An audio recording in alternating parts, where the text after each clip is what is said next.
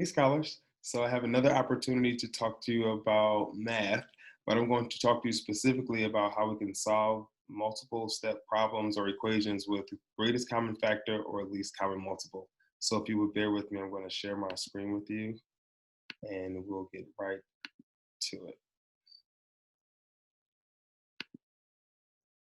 All right, so please repeat after me.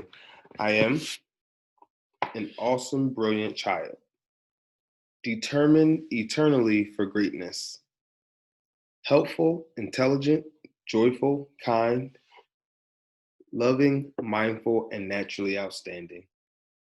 Phenomenal, questioning, respectable, smart, talented, unique, and virtuous, wise. Exciting, youthful, and zealous, and then some. Awesome. So now comes the part where we're going to choose our norm for the day. So we want to focus on how do we want to behave, kind of. What do we want to be good at? Do we want to be well dressed, well organized, well balanced, well read, well spoken, or well traveled? Take a second to think about it. I'm sure you chose an amazing well. All right, so solving multi-step equations.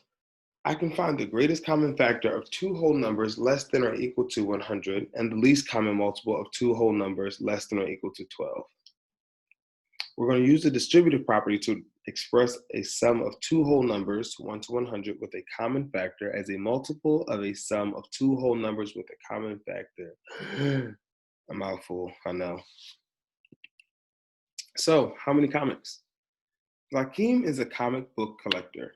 He has 36 Marvel comic books and 18 DC comic books he must have to enter the Comic-Con convention competition. What is the largest amount of comic books he can bring without seeming biased to Marvel? We'll come back to it. So just some quick math gab of things that we need to know. Simple. Add, subtract, divide, and multiply. And those words that are associated with them. So please familiarize yourself with them if you have not. You'll hear words such as total, sum, when we're talking about addition, or less and minus when we're talking about subtraction, multiplied or times when we're talking about multiplication, divided, split if we're talking about division, or equals or is the same as when we're talking about equals, amongst a lot other words that we use in the language of mathematics. So greatest common factor and lowest common multiple. Greatest common factor, also known as GCF, is the biggest number that is a factor of each number. So here we have the number 12 and the number 9. The numbers that make up the numbers 12 are 1, 2, 3, 4, 6, and 12. The numbers that make up the number 9 are 1, 3, and 9. The greatest common factor that they have is 3. And then we see the least common multiple, also known as the LCM, the smallest number that has a common multiple of 2 or more numbers. So if we see 6 and 8, what is the least common multiple of the two? So to the left, we see that 6 goes to 6, 12, 18, and 24 when multiplied. And then 8 is 8, 16, and 24 also when multiplied. But the least number that they both have in common is 24. I'm going to read through this because I think it was kind of helpful, but we'll see with your feedback. Number 1, write the numbers and draw an L shape around them. Number 2, think what factor they have in common and write it to the left. Number 3, divide by the common factor and place the answers underneath. Number 4, continue to divide by a common factor until the remaining numbers do not have a common factor other than 1.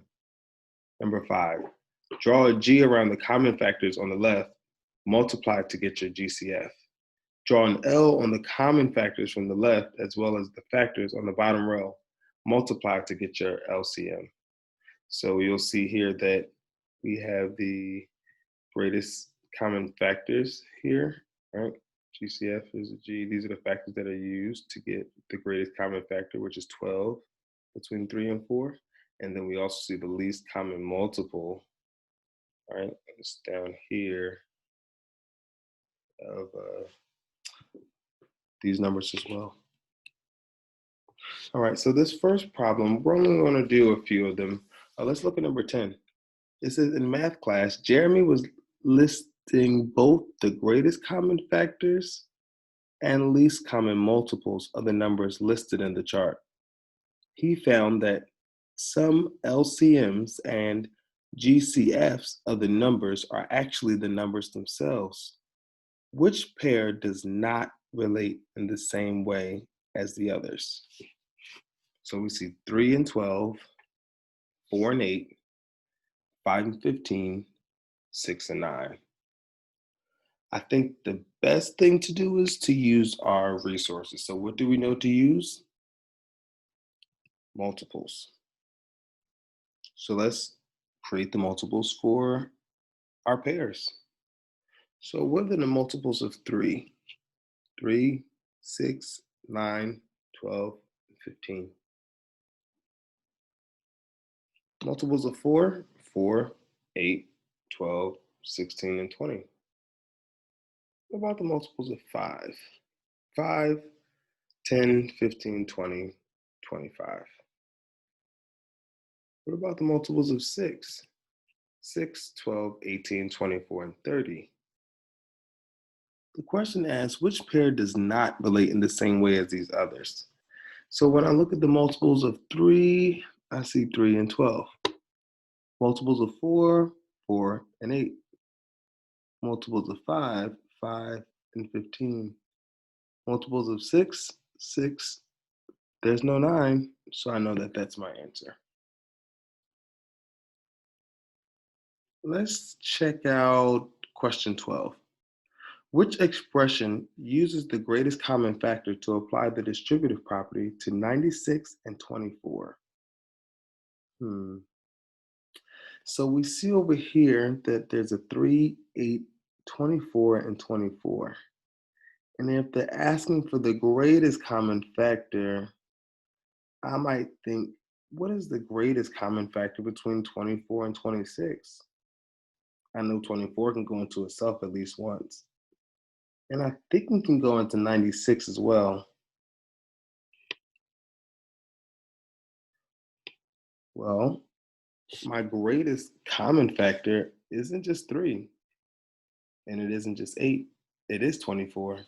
So then I have to choose, again, I'll reread the question, which expression uses the greatest common factor to apply distributive property? It would have to be 24. So now I'm narrowed down to C and D. I have 24 on my left, and here are my variables inside the parentheses. Now with the distributive property, I have to distribute the number from the outside to the inside. If I multiply 24 times 4, I'm going to have 96. However, if I multiply 24 times 24, I'm not going to have 24.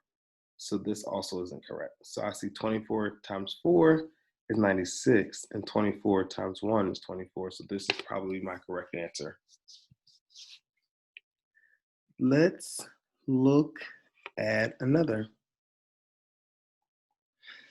This question asks, which answer will give the result of 4, open parentheses, 19 plus 7, close parentheses, after applying the distributive property? Well, first I can rewrite the problem. So when I'm doing distributive property, I know that I'm multiplying the number from the outside to the numbers on the inside. So I'm going to create 4 multiplied by 19 plus 4 multiplied by 7. Cool. Now I can actually rewrite it the same way, just so I can be clear that I'm multiplying this number times this number and this by this. All right, so we have 4 times 19 plus 4 times 7. Hmm. 4 times 19. Yep. 76. And 4 times 7, you guessed it, plus 28. So then I'll reread the question. Which answer will give the result of 4, O parentheses 19 plus 7, close parentheses, after applying the distributive property? Well, I have distributed my 4 and I deduced that 76 plus 28. So C. C is my answer. Let's do one more before we close out. This here says apply the distributive property to factor this expression.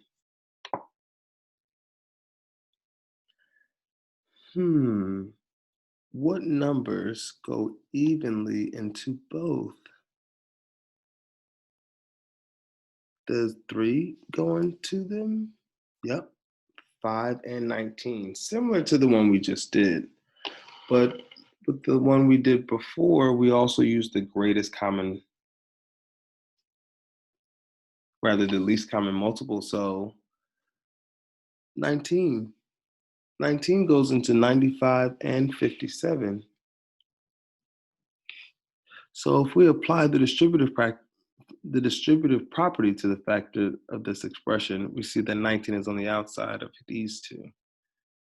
19 times 5 minus 3, we see that the operation is the same, but this 19 times 5 minus 19 times 57, that's going to get us a number that's way too big.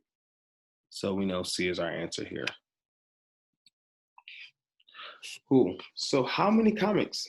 Zakim is a comic book collector. He has 36 Marvel comics and 18 DC comic books. He must have to enter the Comic-Con convention competition.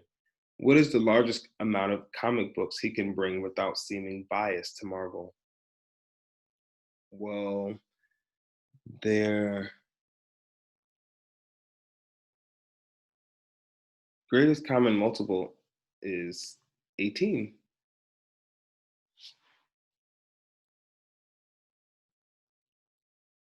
Or the greatest common factor is 18. And then we see, well, 18 comics from Marvel plus 18 DC comics will get us how many total comics? 36. Nice. So I hope we can find the greatest common factor of two whole numbers less than or equal to 100 and the least common multiple of two whole numbers less than or equal to 12. All right, scholars, thank you so much. It's been such a pleasure to be able to still engage with you in dialogue and in learning. I hope that you enjoy the rest of your time, and I hope to see you soon. Love you. All right.